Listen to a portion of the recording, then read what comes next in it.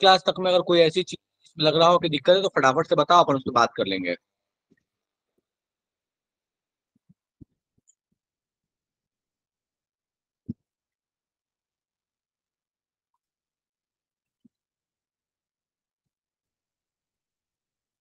चलिए, तो Arrhenius equation कहानी क्या है? तो इसको समझने के लिए हमें दो चीजें पहले समझनी बहुत जरूरी है। फर्स्ट थिंग है, that is Maxwell energy distribution curve. Maxwell energy distribution curve हमने पहले भी थोड़ा सा बात किया था, वापस से मैं आपको थोड़ा सा एक्सप्लेन करता हूँ ये, और इसका क्या रोल है, कैसे जरा इसको समझने का प्रयास करेंगे, ठीक है?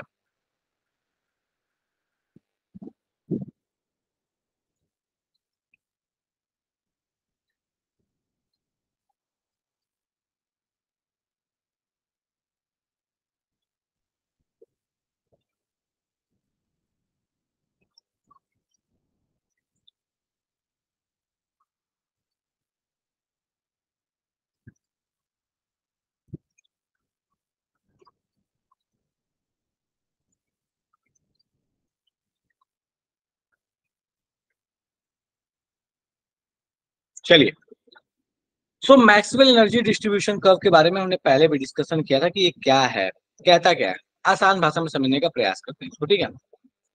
तो कहता है कि अगर आपने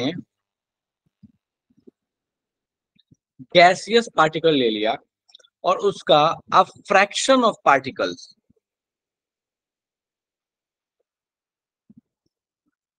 विथ रिस्पेक्ट टू वेलोसिटी या स्पीड, अगर आपने ग्राफ प्लॉट किया तो वो कुछ इस तरीके का आता है। कहता है ये दो अलग अलग टेम्परेचर पे, मान लो ये टेम्परेचर T1 है और टेम्परेचर T2 है, तो हमें पता है कि T2 ग्रेटर देन T1 होता है।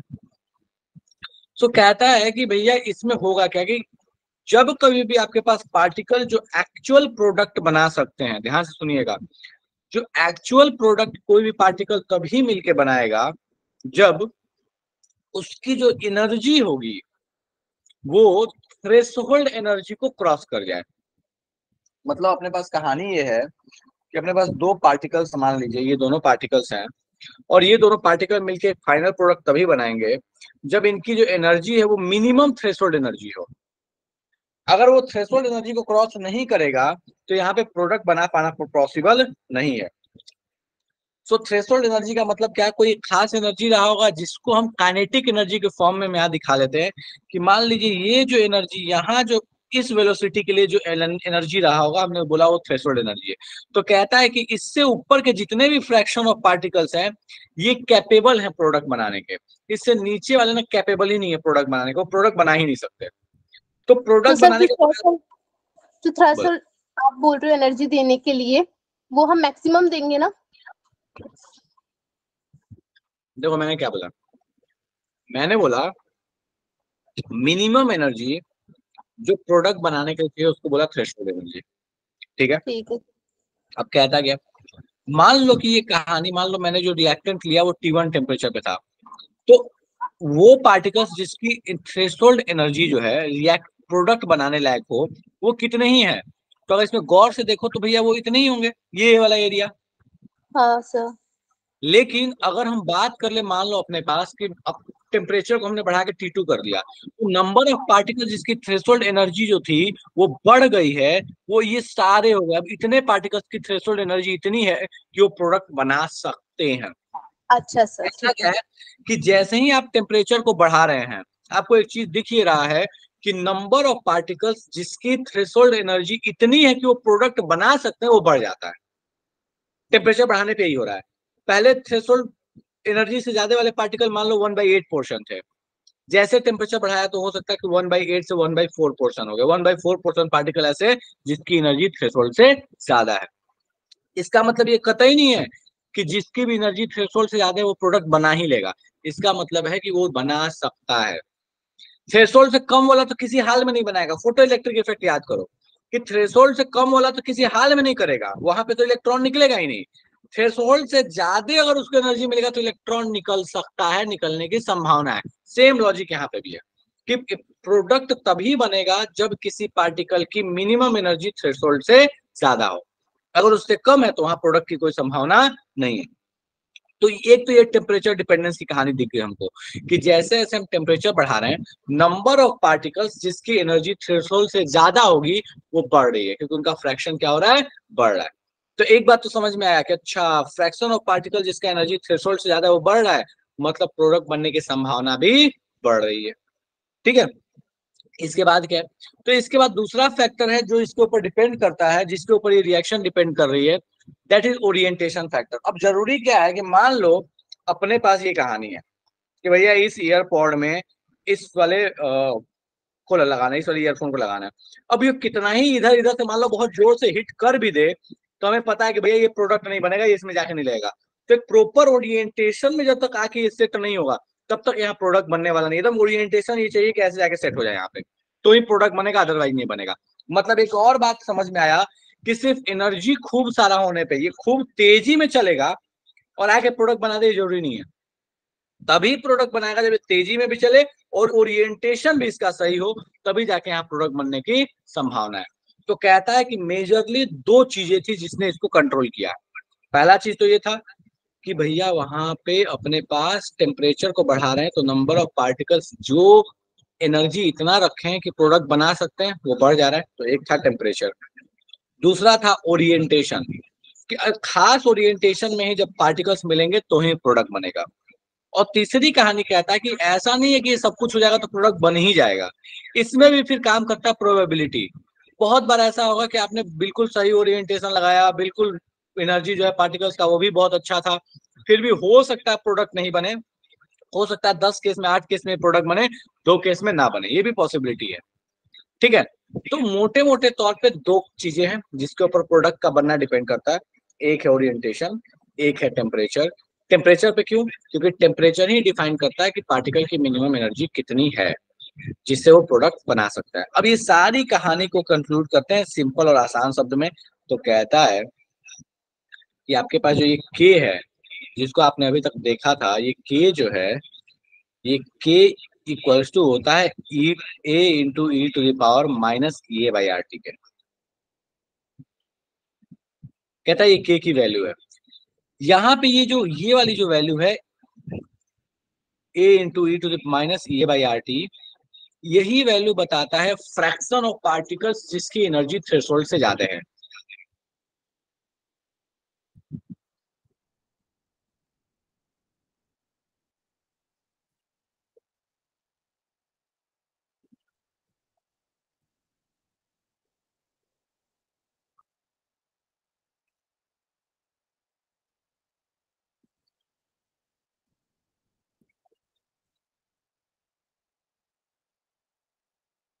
और ये वाले भाई साहब जो हैं ये हमको दो चीजों के बारे में बताते हैं। एक है दैट इज प्रोबेबिलिटी कि क्या प्रोबेबिलिटी है प्रोडक्ट बनने की, और दूसरा है दैट इज ओरिएंटेशन फैक्टर कि किस ओरिएंटेशन में वो पार्टिकल्स मिल रहे हैं। तो इनको मिला के बेसिकली यही जो चीजें हैं इनको मिला के अपने पास बना हुआ है के कि भैया के क्या चीज। अब दिख क्या रहा है अपने को यहाँ पे, देखो ये तो दो चीजों को मिला के जो कि प्रैक्टिकल चीजें हैं, हम इसमें कुछ कर नहीं सकते। ठीक है, अब यहाँ पे एक नया टर्म हमें दिखता है कि ये क्या है, ये को बोलते हैं that is known as activation energy. अभी एक्टिवेशन एनर्जी का क्या लफड़ा है इसको समझने का प्रयास करते हैं। This is known as activation energy.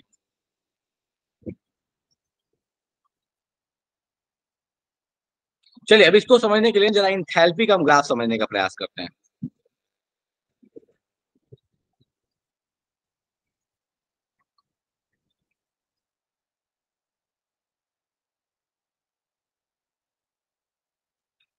तो मान लेते हैं कि अपने पास रिएक्टेंट की एनर्जी यहाँ थी और मान लो कि एक एक्सोथर्मिक प्रोसेस है तो प्रोडक्ट यहाँ रहा होगा। एक्सोथर्मिक ऑब्वियसली एक्सोथर्मिक है तो प्रोडक्ट की इंथैल्पी रिएक्टेंट से कम रही होगी, फाइनल इंथैल्पी, तभी तो वैल्यू निगेटिव आएगा। तो कहता है कि रिएक्टेंट से जब प्रोडक्ट बनता है ना तो पहले कुछ इस तरह की कहानी जाती है, पहले एनर्जी बढ़ता है फिर घटता है।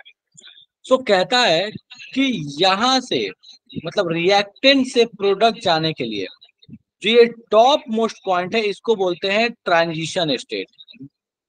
बोलता है ये ट्रांजिशन स्टेट को क्रॉस करके ही प्रोडक्ट बनेगा। अब कहता है कि रिएक्टेंट से ट्रांजिशन स्टेट जाने में जितनी एनर्जी की जरूरत लगती है ये जो एनर्जी की जरूरत लगती है इसी को कहते हैं activation energy of forward process. तो ये बेसिकली है एक्टिवेशन एनर्जी, दैट इज ई, किसके लिए? फॉरवर्ड के लिए। ये activation energy for forward process. मान लो कि रिएक्शन बैकवर्ड के लिए अगर डिस्कस करता तो हम बोलते कि ये वाला जो हाइट है, इस वाले हाइट को हम बोले थे कि this is activation energy for backward process. मतलब क्या एक्टिवेशन एनर्जी का? एक्टिवेशन एनर्जी का मतलब होता है कि वो एनर्जी जो रिएक्टेंट और प्रोडक्ट को और एक्स्ट्रा चाहिए थ्रेशोल्ड तक पहुंचने के लिए। और जो यहाँ पे जो पार्टिकल की एनर्जी होती है, इसी एनर्जी को हम बोलते हैं threshold energy. This is threshold energy. मतलब जब तक पार्टिकल थ्रेशोल्ड को नहीं पहुंचेगा, जब तक पार्टिकल थ्रेशोल्ड को नहीं पहुंचेगा, चाहे इधर से जाते वक्त चाहे इधर से जाते वक्त, तब तक प्रोडक्ट बना पाना पॉसिबल नहीं है। अब ये ऐसे कहानी समझ लो कि मान लो कि प्रोडक्ट बनाने के लिए 100 जूल चाहिए था और रिएक्टेंट के पास ऑलरेडी कितना था? तो रिएक्टेंट के पास ऑलरेडी मान लो 40 जूल था, है ना? ये ठीक ठाक हाइट पे 40 जूल था। तो कहता है कि जो इसमें 60 जूल और ऐड करोगे तब जाके ये यहाँ पहुंचेगा। तो जो 60 जूल और ऐड करके आप इसको यहाँ पहुंचा रहे हैं, वो 60 जूल जो हुआ, that will be known as the activation energy. मतलब कि वो मिनिमम एनर्जी जो रिएक्टेंट को और अभी एक्स्ट्रा चाहिए ताकि थ्रेशोल्ड वो पहुंच जाए। तो यही कहानी आपके पास कि भैया एक्टिवेशन एनर्जी क्या होता है। एक्टिवेशन एनर्जी का मतलब मिनिमम एनर्जी जो रिएक्शन को स्टार्ट होने के लिए और एक्स्ट्रा चाहिए। यहाँ पे एक और भी टर्म आता है, ध्यान से देखिएगा। इस थ्रेशोल्ड की कहानी जो अपने पास डिस्कस कर लिया, इसके बाद बोलता क्या है कि भैया अगर मान लो कैटलिस्ट आ गया तो वो क्या करता है किसी रिएक्शन में? कैटलिस्ट बस एक ही काम कर सकता है, वो इस एक्टिवेशन एनर्जी के हाइट को कम कर देगा, बाकी उसके अलावा कुछ नहीं कर सकता। मतलब कैटलिस्ट एक्टिवेशन एनर्जी को ही डिस्टर्ब करता है, इसको यहाँ से उठा के यहाँ भेज देगा। मतलब एक ऑल्टरनेट रास्ता दे देता है जिससे एक्टिवेशन एनर्जी क्या हो जाए? कम हो जाए।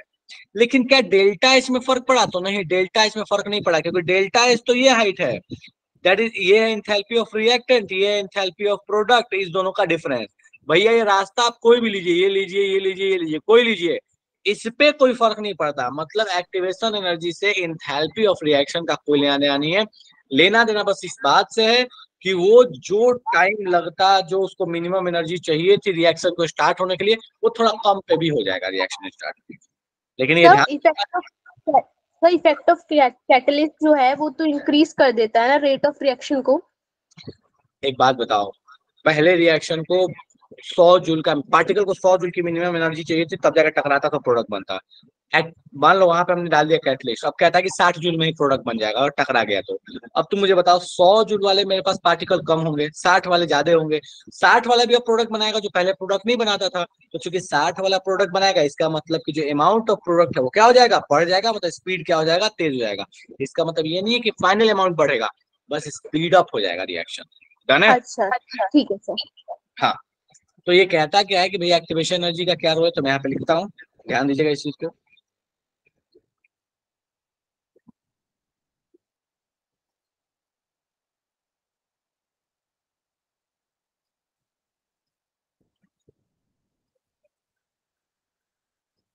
Provides alternate path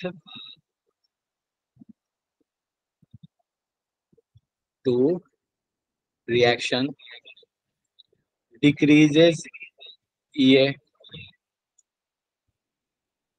do not affect equilibrium or moles of product slash reactant.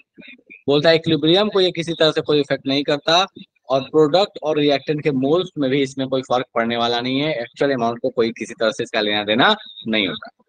अब कहता है कि भैया ये जो इक्वेशन बना, इस इक्वेशन को जरा चीर फाड़ किया जाए। मैथमेटिकल अपने को तो काम है, मैथमेटिकल क्वेश्चन अपने पास आने वाले हैं। तो कहता है कि हमें पता है कि ये जो k equals to a into E to the power minus A by R T है।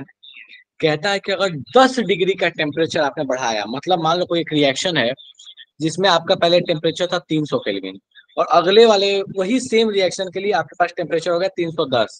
तो चूंकि वहां पे ए की वैल्यू सेम रहेगी, उसके लिए एक्टिवेशन एनर्जी सेम रहेगा, बस टेम्परेचर बदल गया, क्योंकि रिएक्शन तो सेम ही है।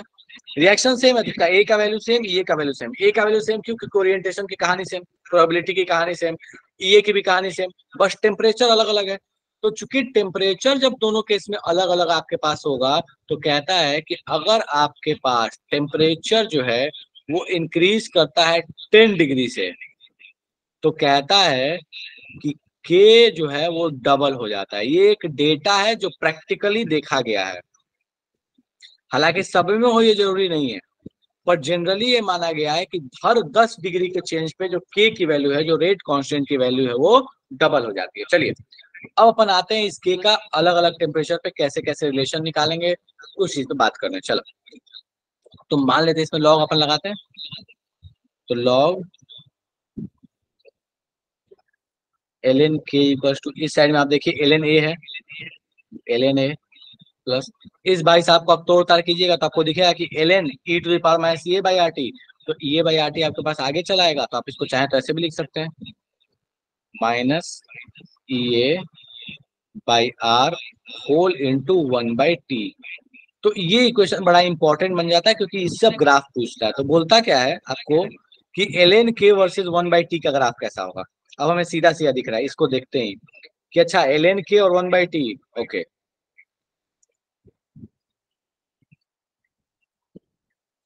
तो यहाँ पे अपने पास है एल एन के, ये है 1/t, हमको दिख रहा है y equals to m x plus सी।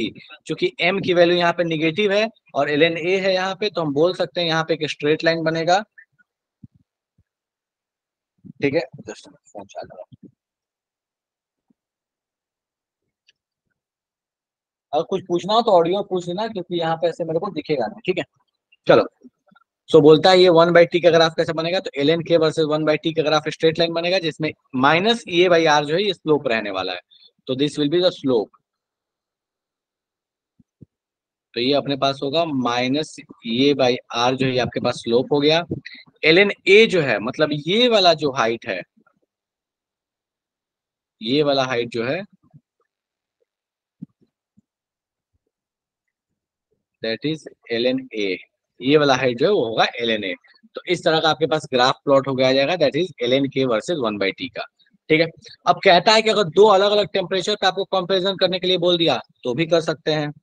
तो बोलता है फॉर सेम रिएक्शन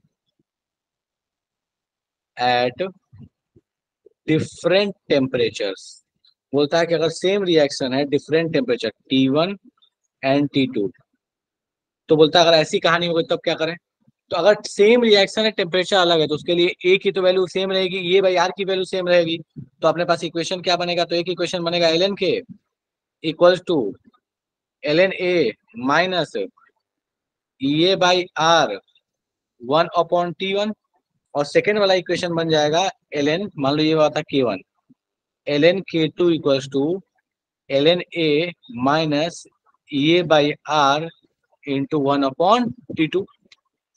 दोनों इक्वेशन को क्या करते हैं, माइनस करते हैं, ऊपर वाले में से नीचे वाले को।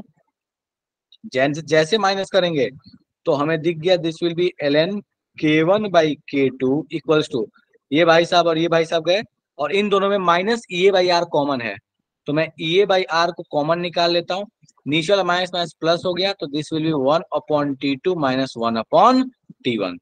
तो ये आपके पास कहानी एक स्टैंडर्ड इक्वेशन बन के चली आती है कि भैया अगर दो अलग अलग टेम्परेचर पे आपको सेम रिएक्शन के लिए कंपेयर करना है तो आप इस वाली चीज का इस्तेमाल कर सकते हैं, इसमें कोई समस्या नहीं है।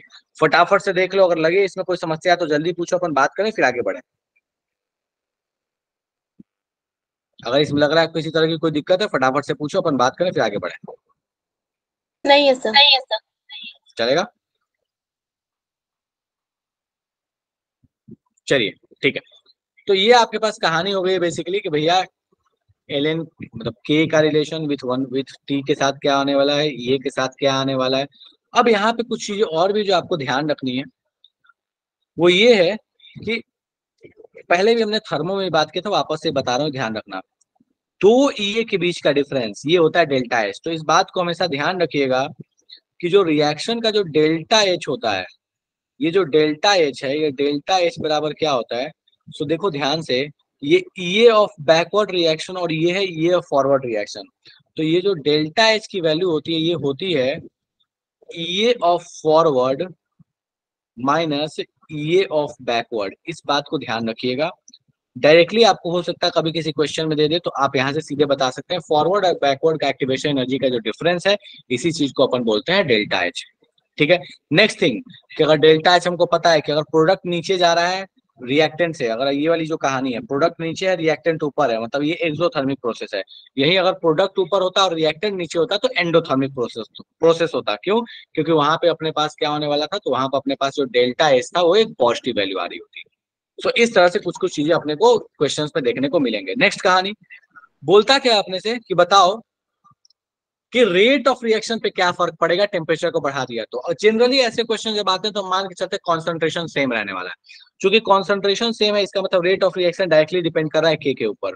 तो जब कभी भी ऐसे क्वेश्चंस आए जिसमें टेम्परेचर वगैरह को चेंज कर रहा है, तो आपको ये दिमाग में हिट करके लेके चलना है कि वहां पक्का से पक्का वो रेट जो है वो के ऊपर डिपेंड कर रहा है, वो कॉन्सेंट्रेशन पे डिपेंड नहीं कर रहा। मतलब हमको ये देखना है कि के बदल रहा है इसलिए रेट भी बदल रहा है। तो ये अपने पास कहानी हो गई अरेनियस इक्वेशन की। फटाफट से इसके क्वेश्चंस पे आएंगे। पर यहां तक में अगर कोई भी दिक्कत है तो फटाफट से बताओ, बात करें अपन।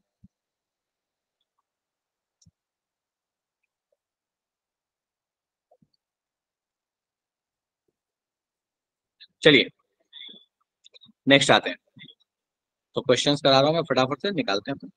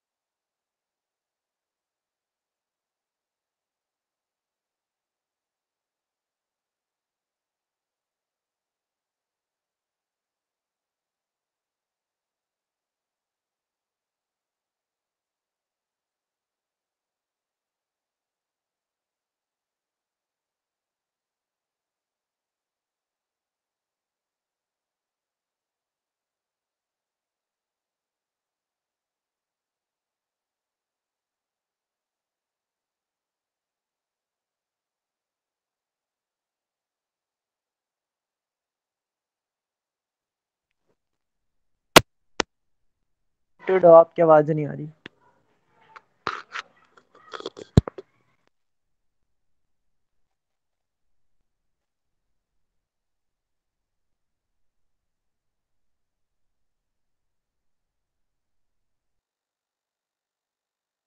इसको सॉल्व करने का प्रयास करो, आसान सा क्वेश्चन है, लग रहा है लेंदी सा, बट है बिल्कुल आसान।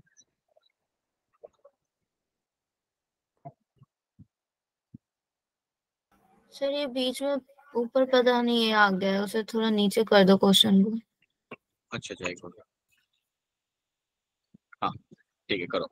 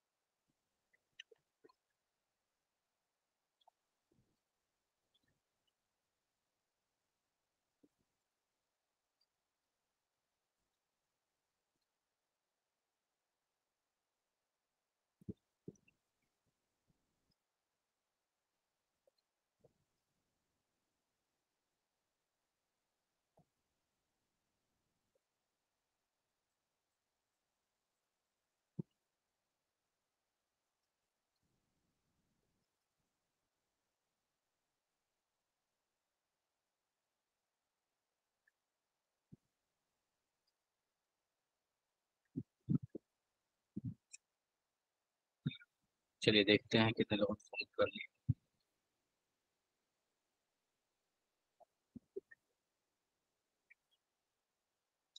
चलो ठीक है, तो काफी लोगों ने आंसर सॉल्व भी कर लिया, देखते हैं अपन। तो अपने को बोल रहा है कि रेट कांस्टेंट एक्टिवेशन एनर्जी दिया हुआ है आपको 25 डिग्री सी पे। बोलता है बताइए जब टी इनफाइनाइट है तो क्या होगा। टी इनफाइनाइट है, इसका मतलब ये हो गया भाई साहब अपने पास कि k equals to A into E to the power minus A by R T में अपने पास टी इनफाइनाइट। टी इनफाइनाइट का मतलब ये क्वांटिटी लगभग लगभग हम मान सकते हैं कि जीरो के पास पहुंच गई, और किसी भी चीज का पावर जीरो का मतलब होता है 1। इसका मतलब k किसके बराबर हो जाएगा, लगभग लगभग ये वैल्यू a के बराबर हो जाएगी। a की वैल्यू है 6 इंटू 10 का पावर 14, आएगी यही दिया हुआ एक्टिवेशन एनर्जी, तो option will be B. Done है क्या। चलो नेक्स्ट क्वेश्चन, ये काफी भारी सा क्वेश्चन है, जेई मेन का पूछा हुआ 2003 का। सॉल्व करने का प्रयास करो इसको, बहुत भारी सा क्वेश्चन है।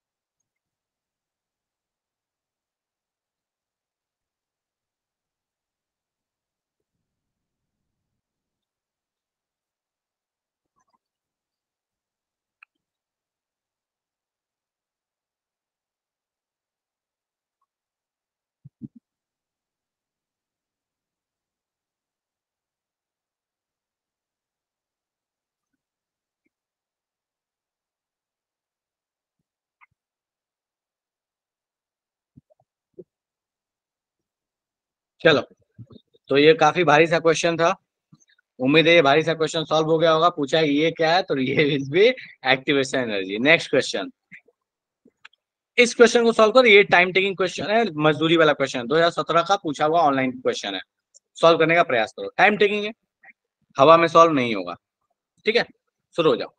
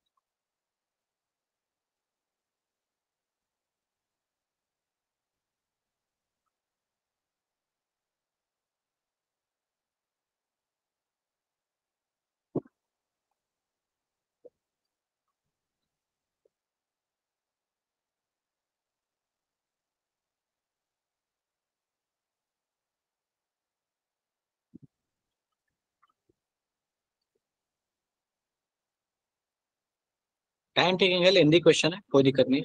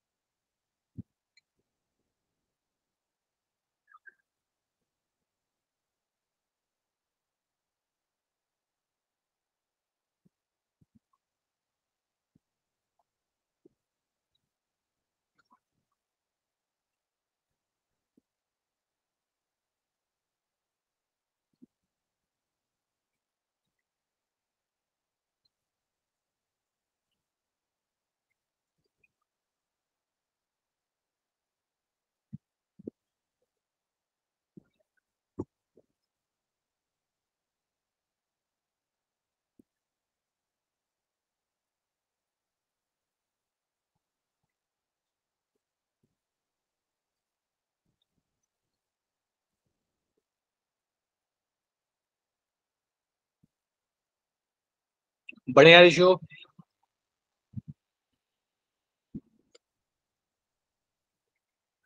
बढ़िया संध्या, करने तो बाकी लोगों को सॉल्व करने दो।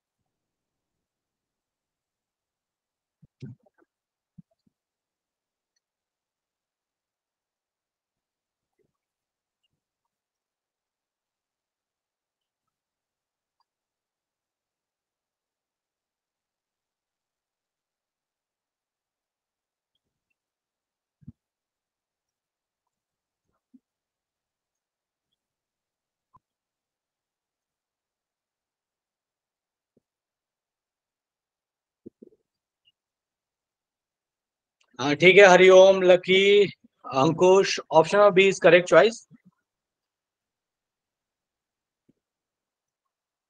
चलो 1 मिनट और देख लेता हूँ, फिर मैं सॉल्व कराता हूँ।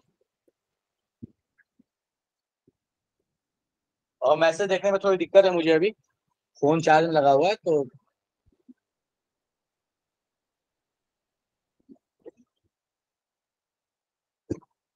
सॉल्व करा दूं? ठीक है आकाश, चलो ठीक है, सॉल्व करते हैं। क्या कह रहा है आपने? बोलता है एक रिएक्शन ए है जो डबल हो जाता है इंक्रीज करने पे टेम्परेचर 300 से 310।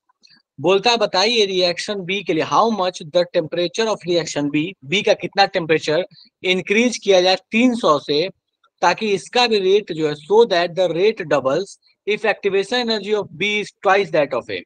चलो, तो दो केस दिया, दो रिएक्शन दिया है, और हमने अभी जस्ट पढ़ा था कि अगर सेम रिएक्शन है अलग अलग टेम्परेचर तो हम इस फॉर्मूले को लगा सकते हैं, ln K1/K2 ये बाई आर 1/T2 - T1। चलो, तो अपने पास दो अलग अलग केस के लिए सेम इक्वेशन हम लगाते हैं फटाफट से। ln K1/K2 इक्वल्स टू ये by R 1/T2 minus 1/T1। चलो, दो केस है अपने पास, एक ए के लिए एक बी के लिए, तो हम इधर बी के लिए भी इक्वेशन लिख लेते हैं, यहां लिख लेते हैं ln K1 dash upon K2 dash, अलग अलग टेम्परेचर पे, K1 K2 सेम होगा नहीं, ये dash upon are 1/T1 minus 1/T2। चलो अब देखते हैं क्या कहानी है। सो कह रहा है कि भैया यहाँ पे जो T2 है, ध्यान से देखना, और यहाँ जो T1 है केस ए के लिए 310 है और 300 है। चलो, तो ये है 310 और ये है अपने पास 300, ठीक है। इसके लिए क्या है, तो कहता है कि ये दोनों की वैल्यू पुट किया, ये की वैल्यू जो भी रहा हो, ये को ये ही छोड़ देते हैं, ठीक है। तो कहता है कि ln K1/K2 जो है, ध्यान से देखना, बोलता है कि टेम्परेचर बढ़ाने पे डबल हो गया, मतलब K2 जो है वो K1 का डबल होगा ऑब्वियसली। तो ये K1/K2 की जो वैल्यू है that will be equals to 1/2, क्योंकि टेम्परेचर बढ़ा है तो ये K2 जो है ये फाइनल वाला K है, तो ये 1/2 हो गया। इस वाले केस में आते हैं, कहता है कि बताइए सेकंड वाले केस में, भाई how much the temperature of be raised from 300 से कितना, अच्छा ये सॉरी ये T2 है और ये T1 है, ठीक है। तो बोलता है ये तो 300 आपके पास रहा होगा, ये आपको कितना होगा, तो मान लेते हैं ये टेम्परेचर जो फाइनल है वो रहा होगा अपने पास x, फाइनल टेम्परेचर x रहा होगा। बोलता है कि रेट जो है b should be increased so that rate doubles, rate यहाँ पे भी डबल होता है, मतलब K1/K2 की जो वैल्यू है यहाँ पे भी होती है 1/2। बोलता है एक और भी चीज है कि यहाँ पे जो आपके पास EA की वैल्यू है, एक्टिवेशन एनर्जी जो है B का, वो A का ट्वाइस है, मतलब EA डैश जो है this is equals to 2 into EA, जो यहाँ पे EA था इसका क्या हो जाएगा, ट्वाइस है, that will be equals to 2 into EA। अब ये दो इक्वेशन अपने पास है, दोनों को डिवाइड करो, जैसे दोनों को डिवाइड करोगे तो हमको क्या दिखेगा, जैसे ही दोनों इक्वेशन को डिवाइड कर रहा हूं तो बाई डिवाइडिंग, ठीक है, ये इक्वेशन 1 है, ये 2 है, हमको क्या दिखेगा, तो हमको दिखेगा क्या कि ये वाली चीज और ये वाली चीज वैल्यू सेम है, कैंसिल हो गया। अब उसके बाद आते हैं तो 1/1 इक्वल्स टू प्रोडक्ट साइड में ये है EA/R और ये है 2EA/R, ध्यान से देखो 2EA/R, तो हम यहाँ पे बड़े प्यार से कह सकते हैं this will be equals to 1/2 bracket के अंदर में,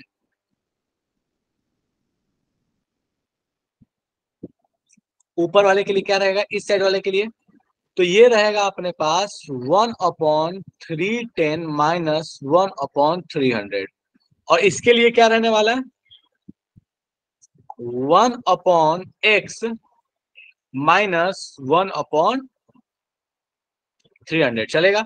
अब यहाँ हमको पता है कि भैया अपने पास एक ही अननोन है दैट इज x, इस x की वैल्यू कैलकुलेट करने में कोई दिक्कत नहीं है, x की वैल्यू निकाली जा सकती है। डन है क्या, मुझे फटाफट से बता दो आकाश, ये डन है या फिर और भी इसको आराम आराम से बताऊं, आकाश जल्दी बताओ मुझे।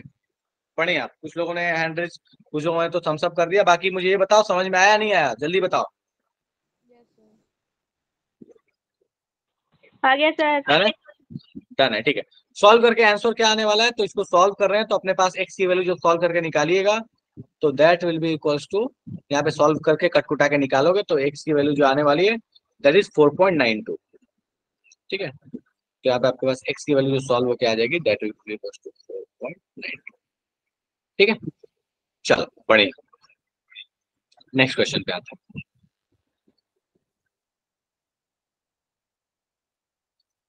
ये भी अच्छा क्वेश्चन है, टाइम टेकिंग क्वेश्चन है, आराम से वक्त दो, सोचने का प्रयास करो कैसे सॉल्व होगा। दो रिएक्शन है R1 R2, identical pre exponential factor, exponent से पहले वाला मतलब ए की वैल्यू सेम है।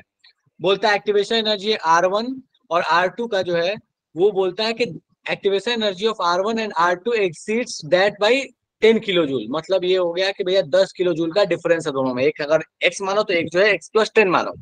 बोलता है if K1 and K2 rate constant R1 और R2 के लिए है, टेम्परेचर दिया हुआ है 300 केल्विन, तो बोलता है K2/K1 की वैल्यू कितनी होगी, शुरू हो जाओ।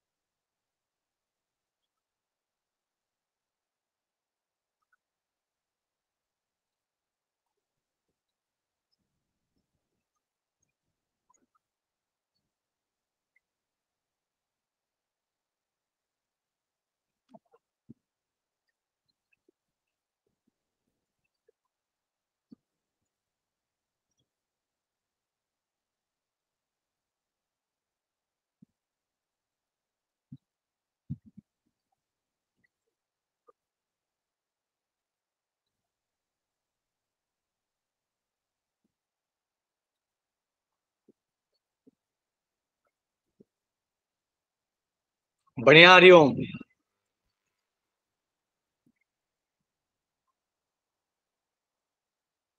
बढ़िया आकाश।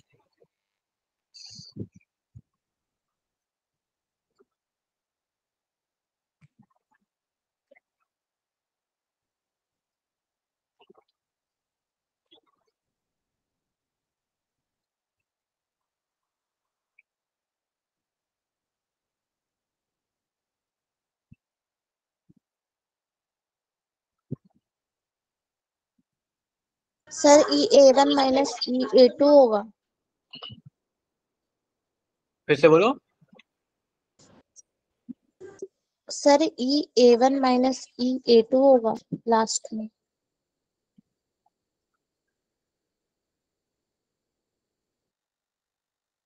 नहीं समझ पा रहा हूँ बाबू, क्या बोल रही हो? 10 की जो वैल्यू बोल रही है। सर मेरे ना A की 2 वैल्यू आई हैं, E A1 और E A2 आए हैं, तो दोनों को माइनस करना पड़ेगा। K1 बाई K2 बोला है ना, तो then ln K2 by K1। नहीं, वैसा तो जरूरत नहीं पड़ने वाला। देखो मैं समझाता हूँ कि क्या करो। मैं समझाता हूँ तुमको, ठीक है, ध्यान से सुन लो। तुमको कह रहा है कि R1 R2 दो रिएक्शन है, एक प्री एक्सपोनेंशियल फैक्टर सेम है, मतलब दोनों के लिए A की वैल्यू सेम है। बोलता है एक्टिवेशन एनर्जी जो R1 का है वो R2 से 10 ज्यादा है। तो तुम ऐसे मान लो कि R1 के लिए एक्टिवेशन एनर्जी मान लो कि अगर वो EA है, तो R2 को मानो EA-10। ठीक है। उसके बाद कहता है K1 K2 दोनों के लिए रेट कांस्टेंट है 300 डिग्री पे, बताओ K2 बाई K1 का ln की वैल्यू क्या होगी। तो मुझे नहीं लगता कि इसमें कोई ऐसा डिफरेंस लेने की तुमको जरूरत पड़ने वाली। देखो ट्राई करके, मतलब मुझे एक्चुअली पता नहीं चल पा रहा कि क्या कर रहे हो आप। क्वेश्चन मैंने वापस से समझा दिया, सॉल्व करूंगा तो फिर देख लेना क्या दिक्कत है। Okay sir. इसका आंसर क्या है? बी। हो गया क्या सॉल्व? काफी लोग हो गए। चलो ठीक है, मैं कराता हूँ।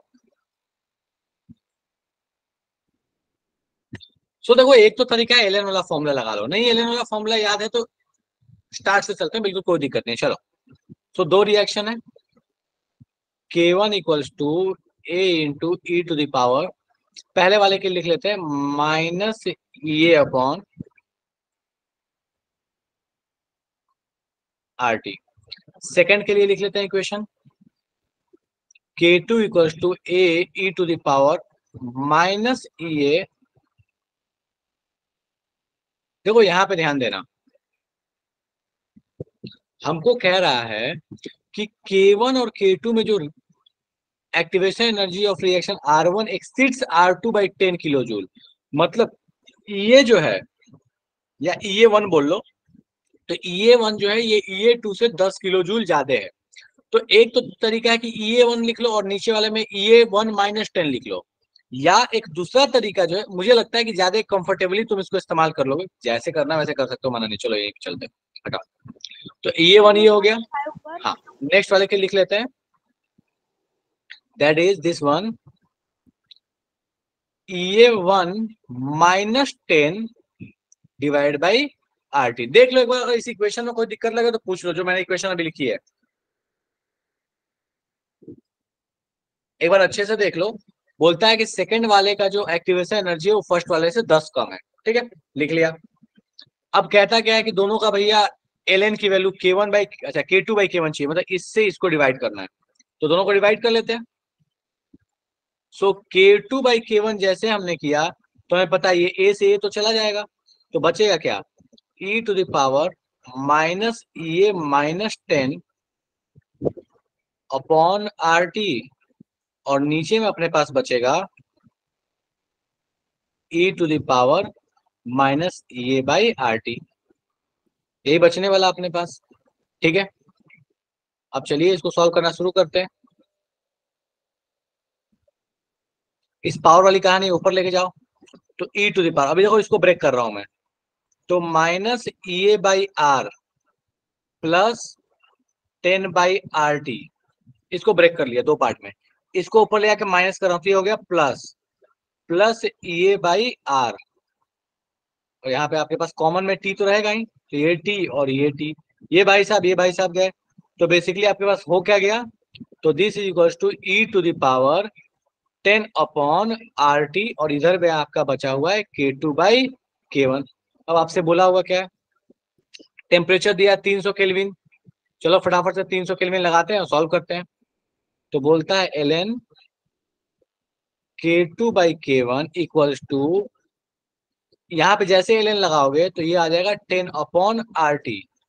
अब आपको पता है यहाँ पे 10 है, तो ये आर की वैल्यू आपको किस में दिया है, जस्ट अ मिनट।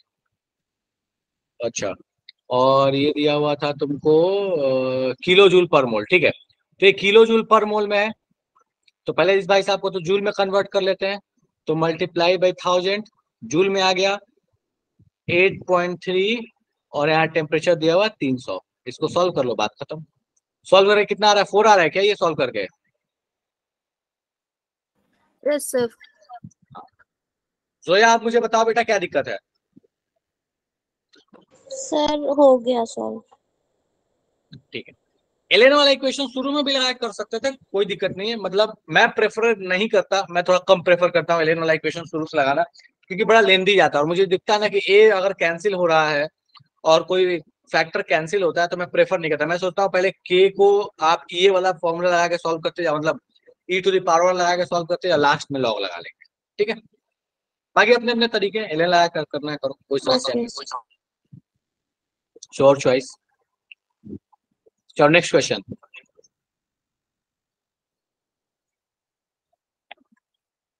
ये 2011 का पूछा हुआ क्वेश्चन है, बढ़िया क्वेश्चन है ये भी, हालांकि ज्यादा टाइम लगना नहीं चाहिए इसको सॉल्व करने में। सो कहता है कि ए से बी बनना है और ए से सी बनना है। ए से बी बनने के लिए एक्टिवेशन एनर्जी है EA1 और रेट कांस्टेंट है K1।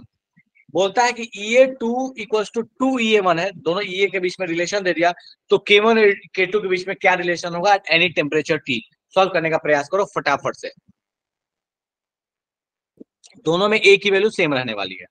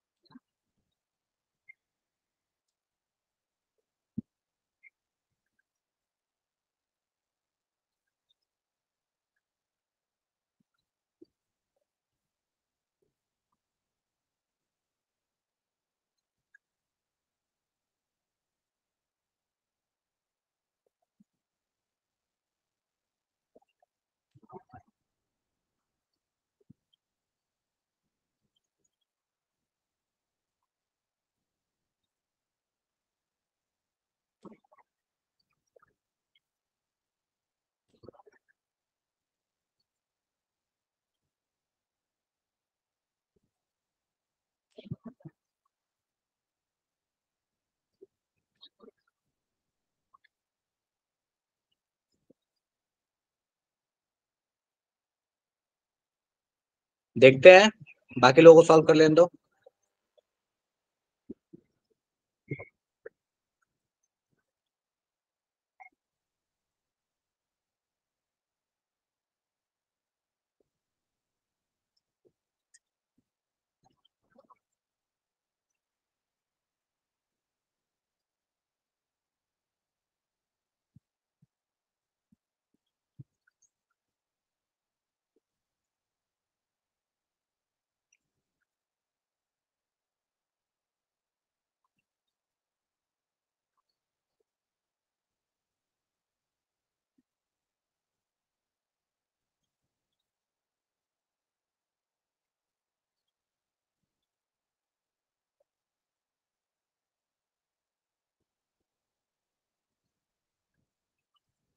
हाँ बिल्कुल, जितने लोगों का आंसर बी आ रहे हैं बिल्कुल करेक्ट है। एक्चुअली मुझे मैसेज नहीं दिख पा रहा है बेटा, मैंने फोन चार्ज में लगा हुआ है तो पता नहीं चल पा रहा, मुझे बार बार ये खोल के देखना पड़ रहा है। बी आ रहा है, आंसर बिल्कुल करेक्ट है।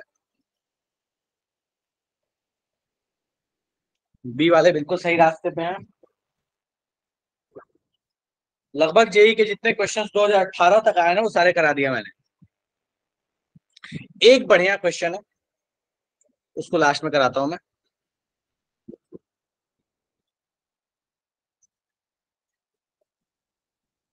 चलो ठीक है, तो इसका आंसर होगा बी। कोई ऐसा इसको लगता है सॉल्व कराने की जरूरत है? करना क्या है अपने को? करवा दो। सॉल्व करा दो, चलो ठीक है।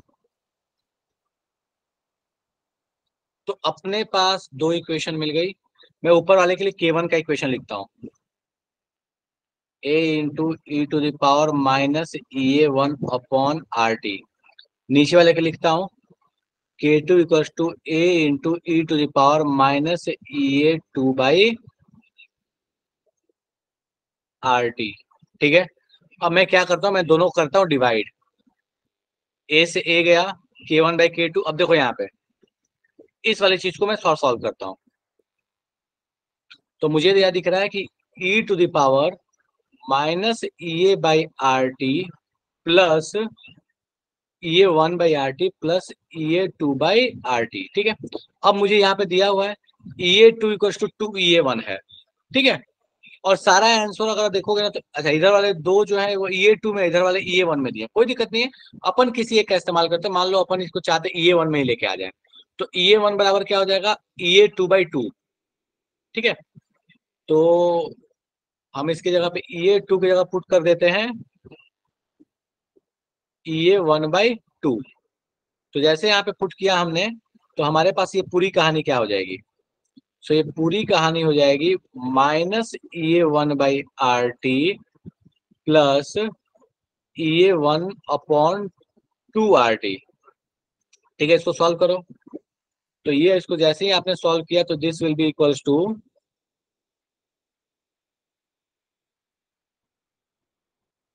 ये आपके पास 2 कॉमन ले लो, तो ये आपके पास कहानी आ गया कुछ इस तरीके का।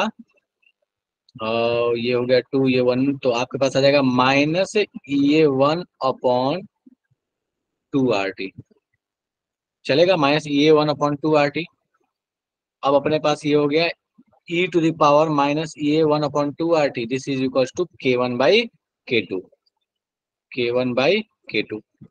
तो अब अपन यहाँ पे क्या करने वाले हैं, इस K2 को भी उठा के इधर भेज दो और इस वाले पूरी कहानी को उठा के इधर भेज दो। सॉल्व हो जाएगा क्या? चेक कर लोगे अब आंसर? कुछ छूट गया क्या इसमें? मैच करके देख लो किससे मैच हो जा रहा है। अनीशा चेक कर लेगी बेटा, या मैं लास्ट तक सॉल्व कर दूं, ये बता मेरे को। सर अब कैसे होगा ये 2 कैसे जाएगा? इस K2 को उठा के इधर भेजो। अच्छा चलो, इस 2 को ना उड़ाना है, एक काम करते हैं, हटाओ, इतना मेहनत क्यों करना। हम ना ये 2 को सब्स्टिट्यूट कर लेते हैं, हम ना इसको सब्स्टिट्यूट करने के बजाय ना हम उल्टा सब्स्टिट्यूट करते हैं। चलो, तो फिर 2 का कोई लोचा ही नहीं रहेगा और उसके बाद आंसर मैच कर लेंगे। तो EA2 हम EA1 की जगह पुट कर लेते हैं यहाँ पे। EA1 की जगह पुट, EA1 की जगह, ओहो उल्टा हमने पुट कर दिया था ना बेटा, देख हमने उल्टा पुट कर दिया था। EA2 की जगह पुट करना था 2EA1। रुक जाओ, तो मैं हाँ इसको, सर। हाँ तो मैं इसको सही करता हूँ। ये हो जाएगा अपने पास 2EA1। अब जैसे ये 2EA1 किए तो हमारे पास हो गया equals to E to the power, ये आपके पास आ गया EA1 अपॉन RT। ठीक है, और ये किसके बराबर आ गया, तो ये आपके पास आ गया K1 बाई हाँ आ गया K2 सर। के बराबर। ठीक है, अब इसमें काम करो, K2 को उठा के इधर भेजो, इसको उठा के इधर भेजो, चेक हो जाएगा। डन है, हाँ चलो सर हो ऑप्शन, गया। हाँ अब आपको दिख रहा है seriously, option number B will be the correct choice. चलो नेक्स्ट।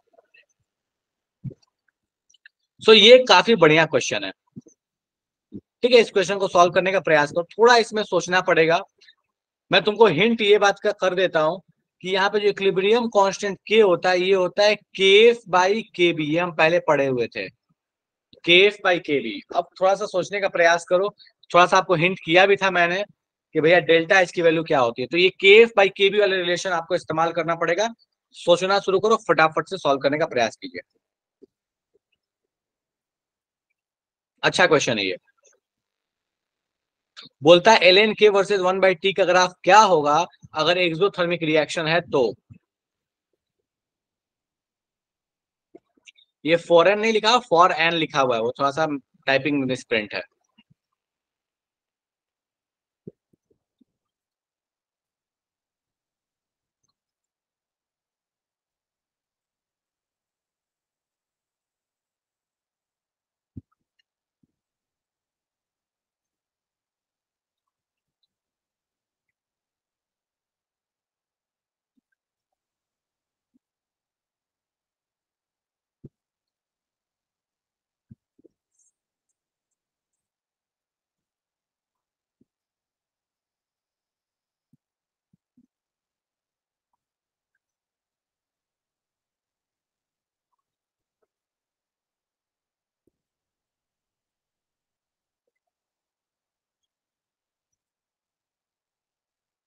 अनीशा बढ़िया।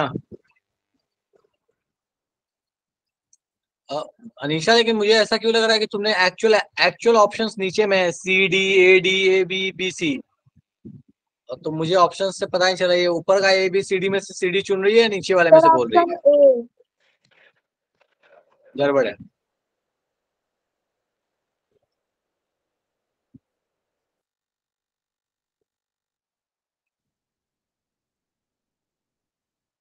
ये बता दिया एल एन के का मतलब क्या है। एल एन के का मतलब है के एफ बाई के बी। बढ़िया आकाश।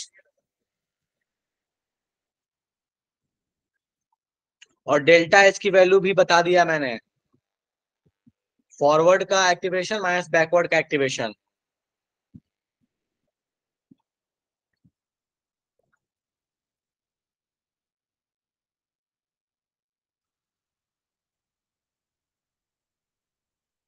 श्रेया बढ़िया, निक्की गड़बड़ है, समृद्धि बढ़िया।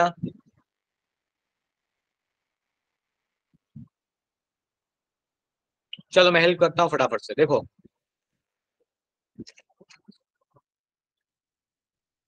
चाहो तो लॉग वाला इक्वेशन डायरेक्ट लगाओ, नहीं लॉग वाला लगाना तो ऐसे लगाओ, K F by K B equals to, A तो दोनों में सेम रहने वाला है,